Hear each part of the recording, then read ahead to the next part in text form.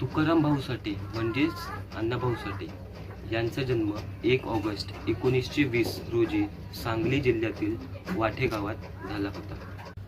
त्या काळात अण्णाभाऊ साठे जातीवादामुळे त्यांना शिक्षणापासून वंचित राहावं लागले. त्यावेळी मातंग समाजातील जन्माला आले म्हणून मास्तरांनी त्यांना शाळेचे बाहेर काढले. परंतु आज आपल्याला अण्णाभाऊ साठे यांची लवी कथा सांगावी लागत नाही.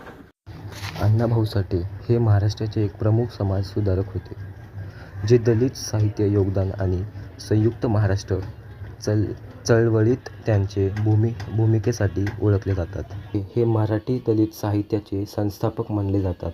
त्यांनी दलितांना होण्याचे सामाजिक अन्याय आणि भेदभाव तोंड देण्यासाठी त्यांच्या लेखनाचा वापर केला.